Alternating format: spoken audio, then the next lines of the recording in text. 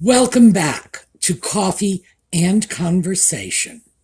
So, for all our Audie fans, he is across the room from me snoozing. It was a very nice sunny day, and he didn't want to be out today, which is really strange. There are no children out today, and that might be part of it, although he doesn't know it's Saturday. I've never gotten him a calendar. I've never gotten him a watch. So the weekends come around, he really has no idea. And I think he misses having the children around to play with when they're gone. I think he misses the noise and the children's stuff. So he went out and simply sat on the porch railing. So he's been doing that lately. It's like, I'm out, but I'm not going anywhere. It's like, okay. He has his idiosyncrasies, and I think we're hitting one of his idiosyncratic moods. So he's sleeping because it was hard work sitting on that porch railing all day, not going anywhere and not doing anything. But Audie, he'll probably come in and photobomb the video before long because that's what he likes to do. So we're just going to proceed without him and hope he catches up. And when we come back from the intro, we will get started.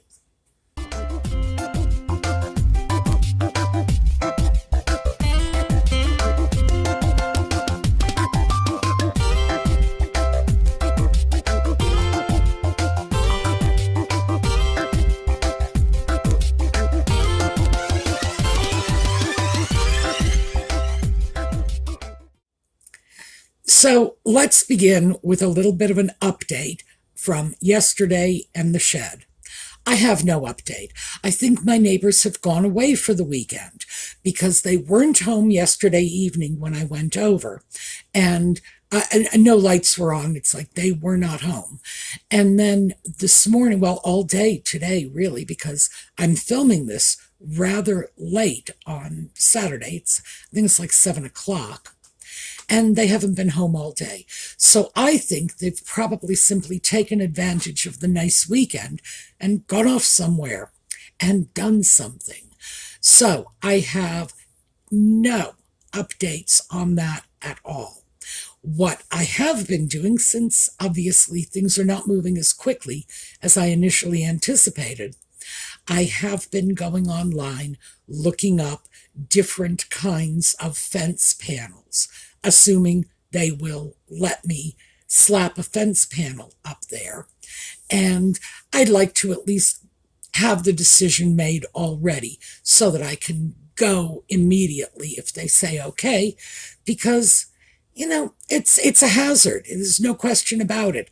And I would like that to be blocked off. So we'll see. Obviously, they're not going to be gone all week because school is in session and they have 2 little ones in school. So whatever they're doing with their free time, it's going to have to end Monday morning. So then I'll have a chance to go over, chat with them, and see what we can sort out.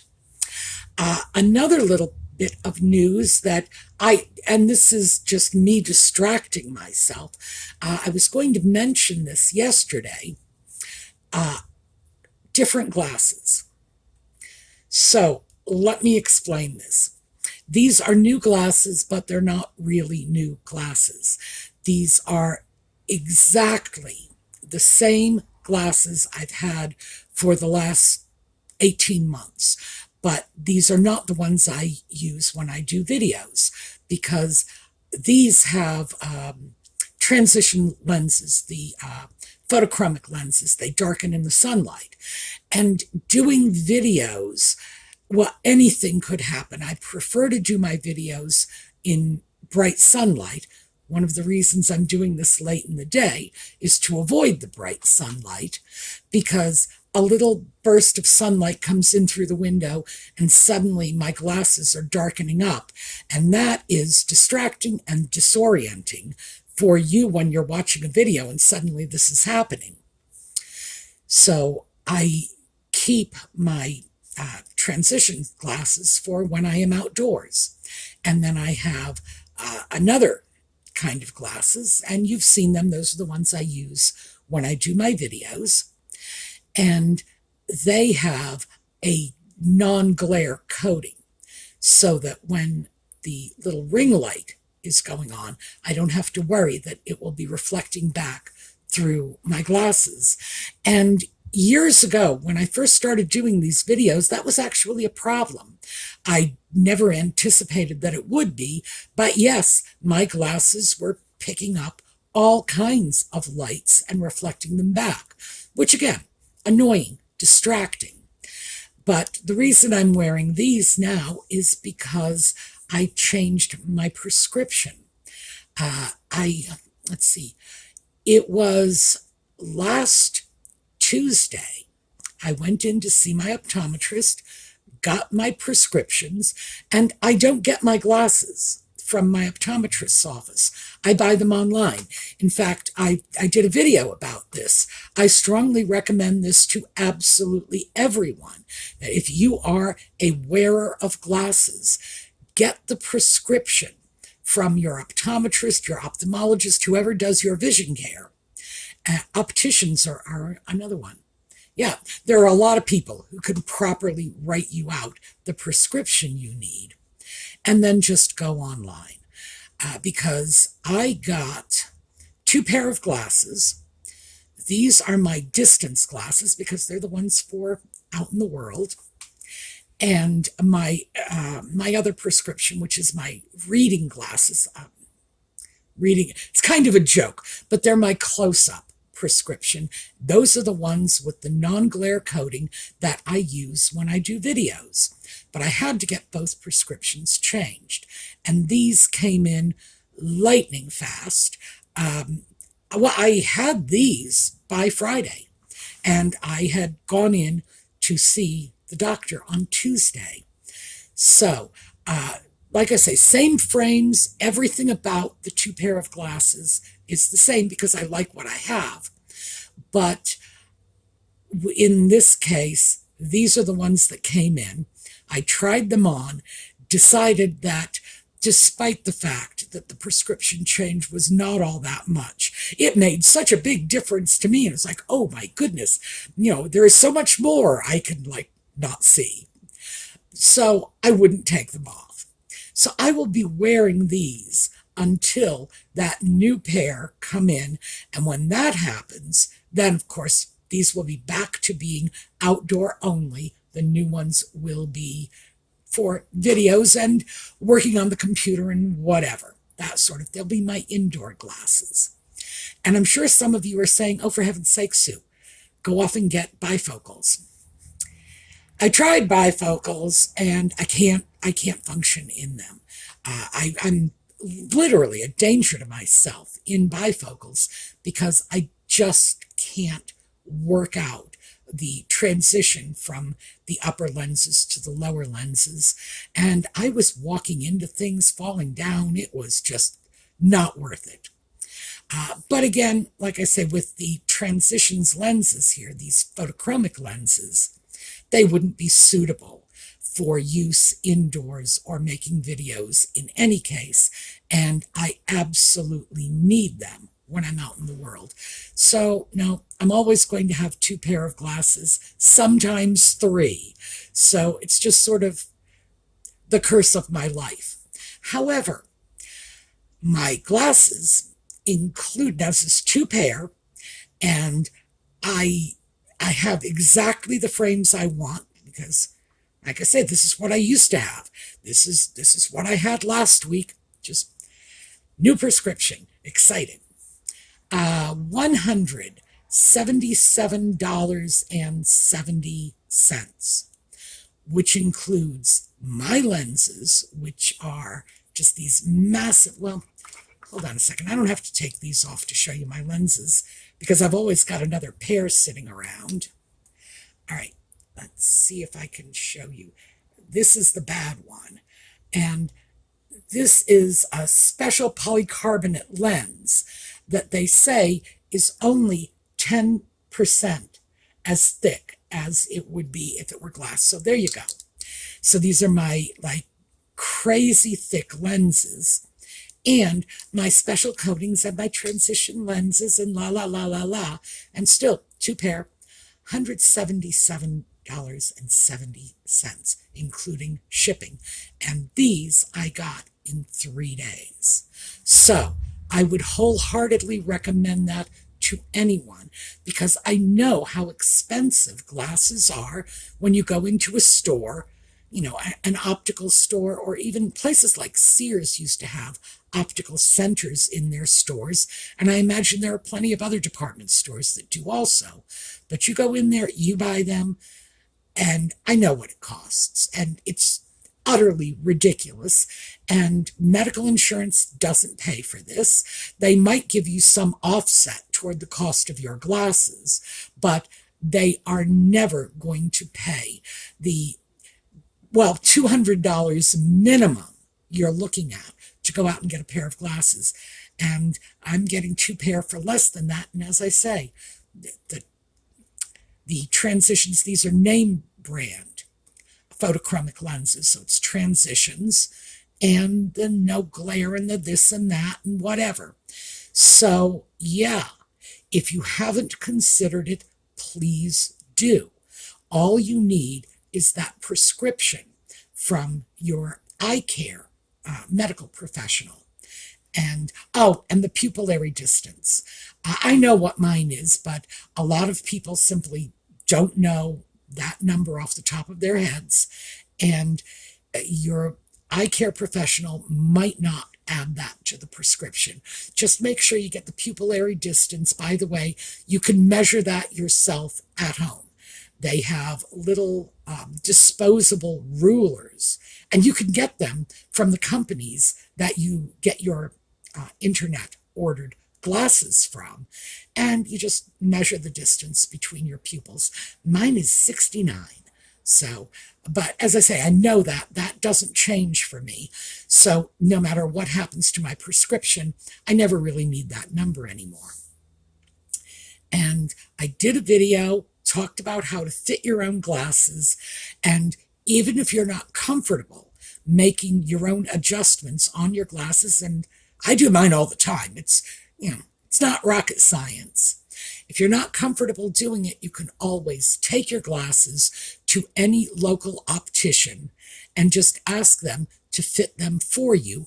They might make a nominal charge. Usually they'll do it for nothing, especially if that optician service is where you're getting your prescription in the first place. They'll ordinarily do it just as a courtesy to a patient.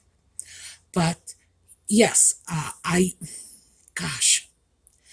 can remember when I was a kid and my eyeglasses were costing my parents like $200-300. And mind you, this was like 60 years ago. $200-300. Glasses were wildly expensive.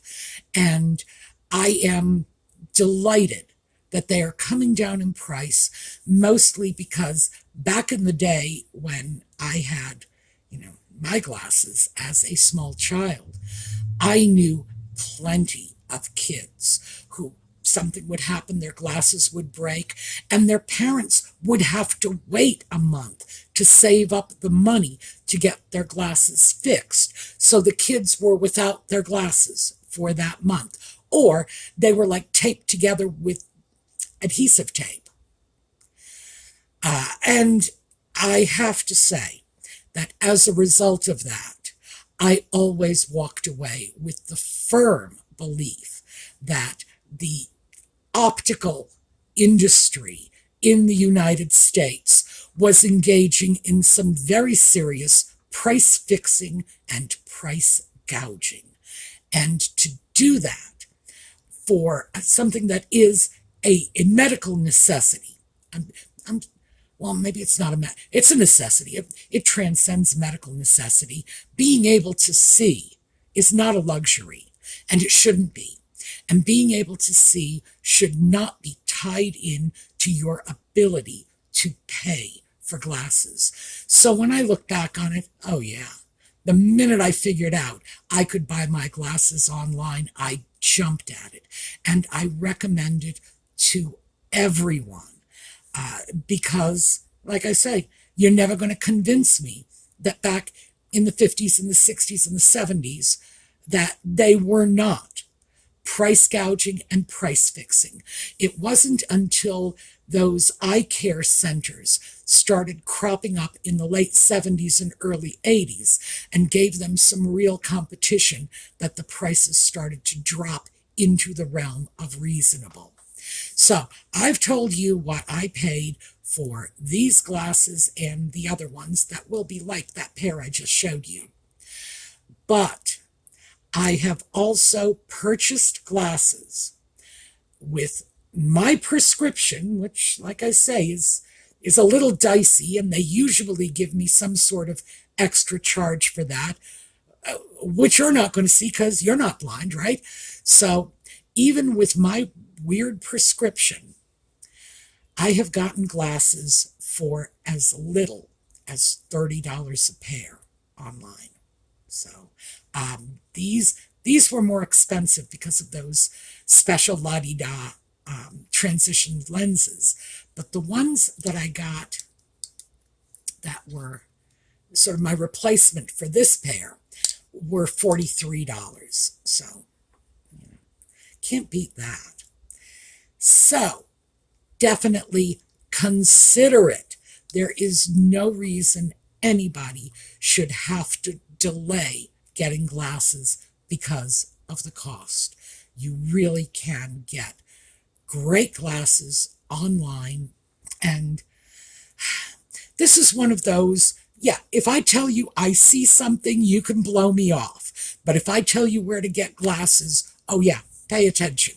Because if I was not getting really good glasses from these online companies, I wouldn't do it.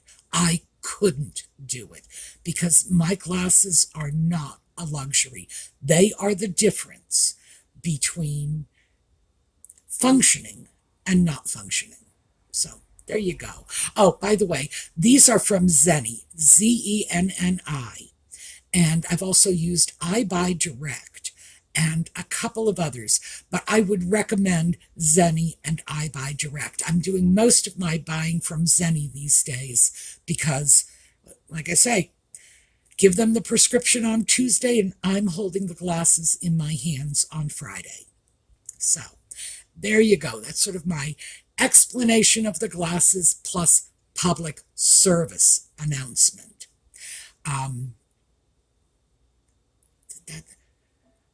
Oh, did I mention the scarf? I don't think I did.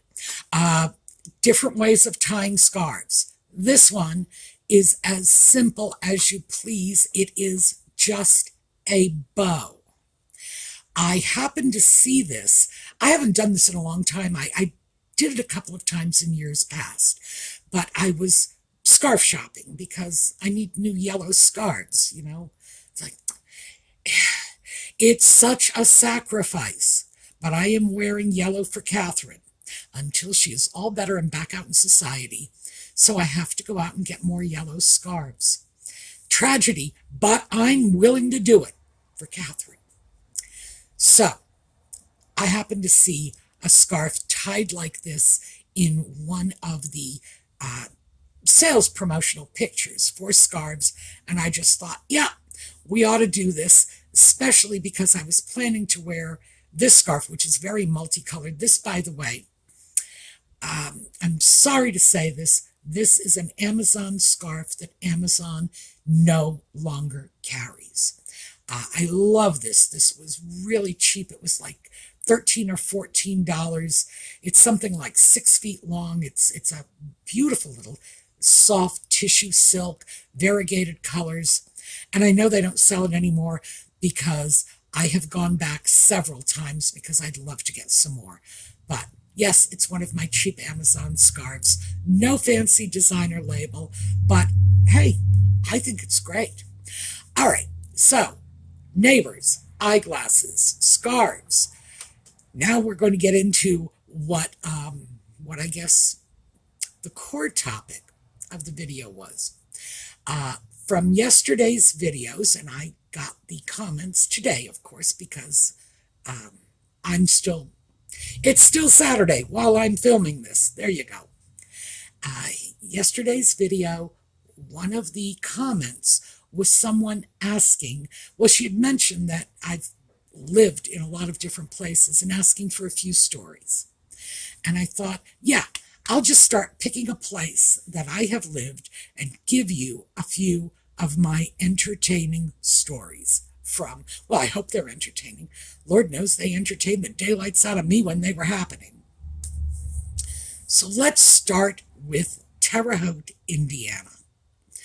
I was in Terre Haute in the late 1970s, early 1980s.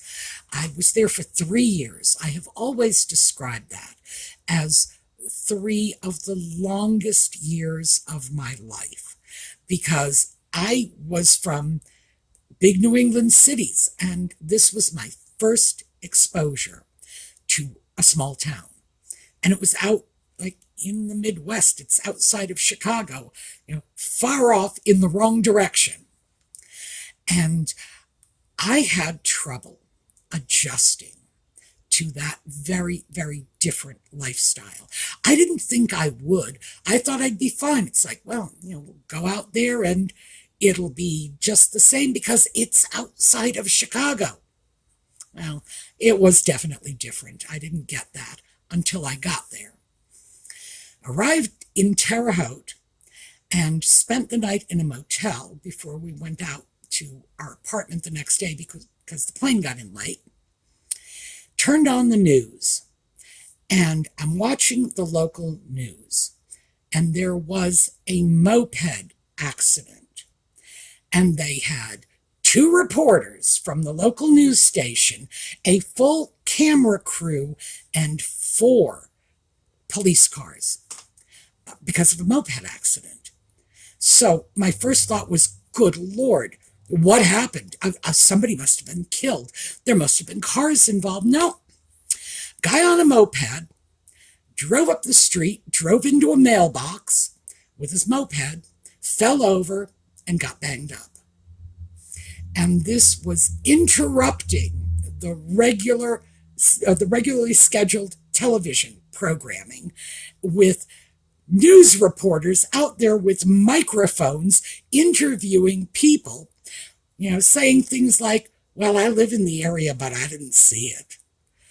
I was flabbergasted. I was just like, oh, Lord, this really, really is different. So the next morning, I went to the drugstore to get a few things before we just, went to the apartment. And I thought, well, there were 2 people in line ahead of me at the drugstore. It's like, well, I'll be 5 minutes. Oh, no. Oh, no. Nope. The cashier was discussing everything and anything with them. I waited in line, and I know this because I stared at my watch the whole time because I just couldn't believe it. 27 minutes with the 2 people in front of me. I didn't even know what to say. I got up, got whatever my little drugstore purchases were to check out, still in shock from this. She introduced herself. Her name was Lucille, by the way. So Lucille introduced herself. She wanted to know all about me, where I came from, where I was living, how long I was going to be there, where my family was from. I was like, oh, it's like I've just stepped into the twilight zone. I should mention, just in defense of Lucille, that when we were leaving Terre Haute, that drugstore was my last stop on my way to the airport. And I looked in the window, and there were 2 people already waiting at the cash register. I just wanted to get some chewing gum for the plane. By the way, that's a trick if you have difficulty flying, if it bothers your ears, if you can't depressurize them quickly, chewing gum. It's also great for small children who might have difficulty and might not know how to depressurize their ears. Anyway, pack of chewing gum, that was all I wanted. 2 people in front of me. I was like, yeah, I'll be an hour. So the 2 people in front of me get up. I get up to the line. It's like, hi, Lucille. How's your husband's lumbago? And I stayed there talking to her for 20 minutes. This is where I'm going. This is, well, we'd come out here for a certain set period of time, and now it's time for us to go home. Of course, we'll miss you. Yes, I have your address. I'm going to send you a postcard. I couldn't believe that after 3 years, I had just fallen into the sink of things out in Terre Haute. Department store, they had one 2-story department store. Well, they had one department store. It had 2 stories. It was the only 2-story building, a public building, like store or anything like that out there. And it had an escalator. And I went into the store, go up the escalator. Now, I'm not rude about this. I know how it works. Got on the escalator, moved to the left-hand side, and walked up. It was an old guy at the top of the escalator. He looked at me, I'm like with pity in his eyes, and said, honey, those are electric stairs. You don't have to walk. They'll bring you up all by themselves. And I was like, Lord, I don't even know what to say about this. Terre Haute was not anything I was prepared for. On the plus side, the union organizer and labor leader, Eugene Debs, was born in Terre Haute. And one of my minors back in college, and I'm sure I've told you the story, I had 3 majors and 6 minors. They couldn't even list them all on my degree. So I don't even know which ones I picked. But yeah, it was kind of the joke of the college. One of my minors was labor relations, so I knew who Eugene Debs was. And I went out on Eugene Debs' birthday to the street where he was born, or his family had lived when he was born. I had found that information from the local library and just went out because it was, Deb's birthday. Why not? Just past the street corner. And there was an elderly gentleman there. He had been a union organizer for the Wobblies, the IWW, International Workers of the World, which was one of the early and very avant-garde labor movements. And he was standing on the street corner, and when I walked past, he immediately engaged me in conversation and asked what I was looking for. And I said, well, I was told there was a marker somewhere here that designated the place where Eugene Debs was born. And he said it was right there at that corner. And he had talked to me. He knew Eugene Debs personally, and we had a nice long conversation. So that was one of the interesting things that happened. And an interesting thing about Terre Haute's history is that during the Prohibition Era, when Terre Haute, as I said, was outside of Chicago, and we've all heard the Al Capone stories, Terre Haute was sort of a stopping off point for the gangsters, and a lot of mob money poured into the area. And there was a rod and gun club in Terre Haute that used to host major organized crime meetings. So they had that history of Chicago in the bad old mob days. And as a result of that, in the pre-World War II era, the leading figure in the Terre Haute Town Council was the madam of the local brothel. And by the way, she was apparently a wonderful administrator, as one might expect the madam of the local brothel to be. And the local population at the time continued to re-elect her into office because they claimed that she was the one who was putting Terre Haute on the map, such as it ever was. So I found it to be an utterly fascinating place. Not from day one. I had to move my way into it. But when I kind of got into it, yeah, yeah, they had their own charm. But for me, coming from a city, oh, when I went back, I was just thrilled. Escalators in every building. Nobody looked funny at you if you walked up the escalator. It's like, yes, you go into a drugstore, you go into a supermarket, you check out, you walk in, you are out the door 5 minutes later. But then, of course, you never got to hear the story about Lucille's husband's lumbago, so I guess life is a trade-off. But yeah, Terre Haute, 3 of the longest years of my life. All right, that is what I have for you today. Takeaways from this: get your glasses online. There is no reason to go into a store and pay 3, 4, 5 times more than you need to be able to see. No one should have to do that. All right, that's what I have for you today. We're going to take a look at a slideshow on the way out, and I will see those of you who followed Just Chatting at 8 o'clock this evening. That's New York City time. And the rest of you, I will see next weekend. Meanwhile, have a terrific day.